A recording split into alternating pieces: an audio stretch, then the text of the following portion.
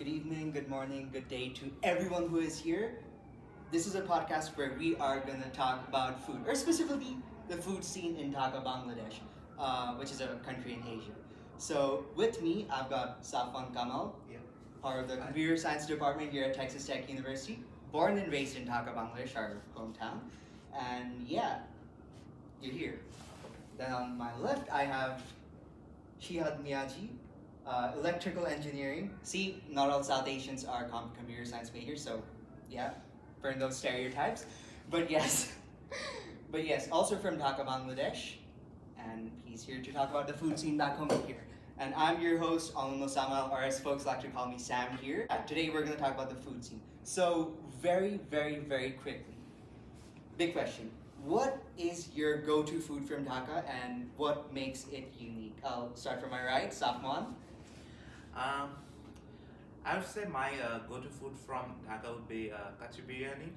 Like it has a lot of things that I would like in my dish, like mutton, a sweet potato. Like those are That's a yeah, nice part. yeah. Like it is different from the sort of biryani that you guys most probably have eaten at Tikka Shack or some other place like Here that. in Lubbock, yeah. Yeah, because the whole thing is cooked in a single pot and at the same time. So the tastes, the senses are all mixed into the same thing, and it is a really unique thing. If you haven't tried it yet, like I would say, you will not get the feeling like that uh, in for anything other than that. Oh, So 100%. yeah. Would you say it's healthy? I would say that it's not exactly healthy, but I would say if you want to like indulge yourself sometimes, it is a Yeah. good thing. Like It's very indulge yourself. fatty, Yeah. carbs, meat, starch, good stuff, but probably best eaten once a week or so. Yeah. So, Shihad, what's your go-to food from back in Dhaka? Like when Safwan was saying about kachi, like I got overwhelmed. But I'd say it's beef buna. So it's like a beef curry, but like the gravy is mostly like engraved with the thing, and the beef That's buna true. it makes a like more holistic experience, which is like not only just connected to the our roots, cause like it's actually originated from very historical basis, because like in Dhaka and in Chattogram, so both of the places are like known for like different kinds of beefs in Bangladesh. So like in their funerals or other like marriages and other wedding ceremonies, Yeah. so there they serve this kind of dishes, which are like which have been popular by the like modern people, and it's not right now. It's not oriented to just the ceremonies. It's like a festival. Like, it's a feast for us to have. Yeah. Oh yeah, that is very much true. I mean, the closest thing that I can think of is probably chopped brisket, the beef tuna, but with a ton of spices, and not just mindlessly adding spices, but actually like being thoughtful about what spices and what proportions, which is essential, by the way. So yeah, beef tuna, 100%. It's good. It's good. Yeah. So yeah, if there's ever a Bangladeshi place here at Lubbock, hope there is one in the future. It's definitely gonna have it. So looking forward. Okay, just one thing that we should talk about is how like Dhaka's food scene has evolved over the years. hmm So like for me, I think Bangladeshi people like to like evolve the food within their taste buds. That means like for example like nihari. It was originated from Middle East or Pakistan, and it came to our like country, and we like took this food like in our engravings, and we like changed the spices or something, that this food became the part and parcel That of our is life. true. And Could you describe nihari real quick for so the audience? nihari is basically like either goat or beef, but it's the like bone marrow curry Yeah. type something, Yeah. which is like cooked like overnight within a Very long. very long time. Good things take time. Yeah. Safwan, is there anything that you could talk about the changing food landscape there? Um, I would say like um, we have already said things about our traditional Yeah. foods in that sense, but That's true. I think in the recent times there have been more international cuisine in our like food scene. Like there have been uh, there have been something like momos or some Chinese foods or some That's other true. fast foods that have entered into the scene. Like those were not seen previously. Like our parents would prohibit us from eating Oh, those. that is Yeah, 100% true. yeah, Like, yeah, I've talked to my mom. She said that, like, I don't know, something like 20 years ago, there was exactly one Chinese takeout in her city. yeah, So, yeah, once again, Bangladesh, it's a developing country, so yeah. kind of increase in incomes and inflow of different cultures. So, Yeah. yeah, most of the fast food, the Indo-Chinese slash Bangladeshi Chinese, yeah, that is surprisingly new. Yeah. So, how would you compare the Bangladeshi Chinese to the Chinese food here, as in American Chinese? Not authentic, but American Chinese. Uh, I wouldn't say that one is directly or necessarily better than the other. Like though they are different in their own ways. Like the American Chinese food is closer to the its Chinese Maybe, origin, yeah. I think. Maybe. But Bangladeshi Chinese is actually quite different from that. Actually, like there are a lot of ingredients. There are a lot of special dishes that we eat regularly with Chinese food that are not seen here. Like those tastes you are not going to get here. Oh yeah. So I wouldn't say that the things that I have got here are bad. They're, I would say, a bit more simple, bit more authentic even. But yeah, like Oh, yeah, that's true, different. true, true. Yeah. True. So, One of the things yeah. that I heard is that Indo-Chinese, which is like the Chinese food in India and South Asia in general. Yeah. So it basically happened because we started using Chinese sauces and spices, Yeah. but with our own produce. Mm. So yeah, it's kind of a mix between the two cultures, and it's delicious. Like It's it's not only for the Chinese food cuisine, Yeah. like even if you think about KFC, like KFC, Pizza Hut, Oh, yeah. Domino's, like Good other stuff. food, like other food chains that have been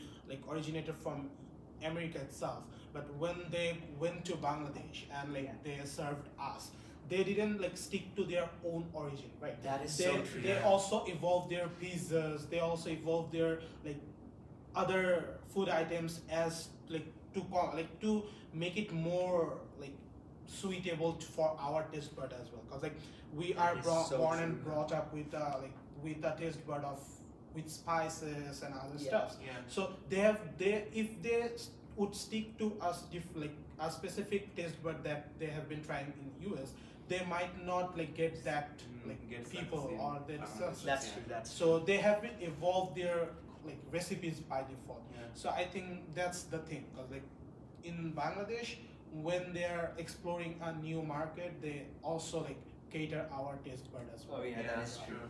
Like I will say, the Domino's here is just so different from the one that we have back Yeah. home. Yeah. There's just something back home that you just put stuff on pizza. In other words, toppings. Yeah. It's so common. Yeah. Over here, folks like to keep it simple. Little margaritas. Yeah. At max, you see pepperoni. So yeah, Yeah. it's definitely a style. It highlights the crust. Yeah. So yeah, there's that. But yeah, I do miss all that loaded toppings with every single vegetable on earth on top. Okay, so let's move on to something else. From Dhaka, let's move to Lubbock. Literally 10,000 miles away. Literally the opposite end of the world. Yeah. So we're all students from Bangladesh, Dhaka, Bangladesh specifically, and we're all freshmen. We've been here for 3 months. Also, all for our first times in the United States. So I think one question that we could consider talking about is how have we transitioned? Because yeah, 10,000 miles away, food is very different. How would you compare the food scene here in Lubbock compared to back home? Safwan, anything about this? The first thing I think you guys will also like figure out is that you guys do not use enough spices.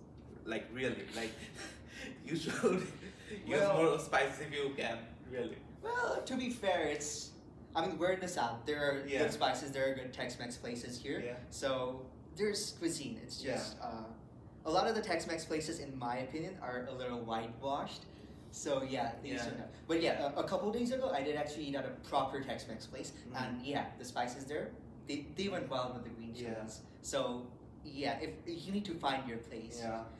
Most of the fast food could be a little whitewashed and just catering to everyone's palates, Yeah. which of course is probably the best thing to do. Best Yeah. thing to hear Yeah. in America. But yeah, you gotta search for the good food. Yeah. Safwan, what's some way that you'd say things are different here, and how? The thing is, for my opinion, like the food there we used to are like more boiled and more healthier on side, but we were used to more spices or something else, which were more appealing to our taste buds as well. But like for like it's in US, so like we are adopting those taste buds and other stuffs, but sometimes it comes to our dietary restrictions as well. So like for Muslims, we need halal food for suppose. So on campus, we don't find enough halal food spaces as well, and if we find enough, those are very expensive. So for us, so that's a thing to mention, I guess. But overall, I'm coping with the food like at my best I can. Of course. Yeah. So, but the food is like I like some of the foods in American spices. Like, for example, the Thanksgiving foods as well. The turkey, the dressing on the turkey, and That's good, like that's good. the green bean casserole. Like, I like this kind of American food as well. But yeah, for me, I think the availability of like more authentic like Tex-Mex and other stuffs, it should be more like available to the campuses as well. Yeah, to be honest, the Tex-Mex on campus, it's so much different from the food that a lot of the Hispanic folks eat here in Texas. I know we've been America bashing a lot, but yeah, one of the Sorry, things that guys. I will say that, like the first time I've ever had chopped brisket over here in the States, yeah, it's low key. The first time I've ever tasted beef, Yeah. because back home the only beef I ever ate, it had to have 17 spices Yeah, for it to be yeah. meat. Over here, when I first ate it, oh, that's the flavor of beef. Damn, never noticed it. Yeah. So yeah, you can get the natural flavors of a lot of things that Yeah. you kind of have And, never had. and it's Yeah. Texas. It's Yeah. the best place for briskets Best and place- oh, yeah, barbecue, brisket. BBQ. Oh yeah, Yeah, Texas BBQ, yeah. big fan, big fan. Big fan, yeah. So yeah, gotta be balanced about the America bashing at all times. So, yeah, I think there's something else that we should talk about is about, well, how we're coping with it. Because we've been here for a while, 10,000 miles away from family. As a matter of fact, tonight, the night of filming of this podcast, is in fact the night of Thanksgiving. So yeah, we're some of the only folks currently on campus because everyone's gone back to family. But yeah, going back 10,000 miles for 7 days is probably not worth it. So yeah, we're on this very empty campus here. So yeah, I think we can talk a little bit about how we're coping Yeah, with I think we are trying our best to cope with the food, and it. Yeah. for like, it's like by God, it's like we are trying our best, and it's very good for us by default. And like we have been tasting and the foods here, and it's very like we are now used to it. Like it I would was agree, yeah. not that easy in the very beginning, but now we are used to it. We are getting more used to it, and I think by the time we will be like more easy to go with the American food itself. But yeah, if we sometimes feel lonely, or if we feel sometimes low for like we have cravings in our That's head, true. so we also cook foods. Like we also cook food. Okay. But yeah, one of the ways we cope with it is cope with the homesickness, with the a little bit of struggle of being the only folks on campus during Thanksgiving night. Is that we got together and just had a massive meal.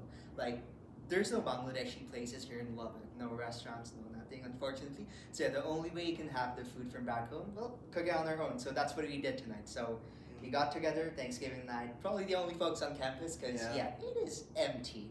Yeah. And yeah, we cooked a massive meal, and it's been a while since I had Bangladeshi food, so yeah, it does not cut the pain of being 10,000 miles away from home, but it does fill your soul. So Yeah. yeah, whenever there's struggle, whenever there's issues, people get together and resist the issues, and that's Yeah. what we've been doing here as a community. So yeah, I am very much proud of us. I'm very much proud of my buddies Shihad Yeah. and Safwan here. So, yeah, it's a little emotional, but yeah, that's how it works, I guess. But yeah, once again, we're here for the best, and yeah.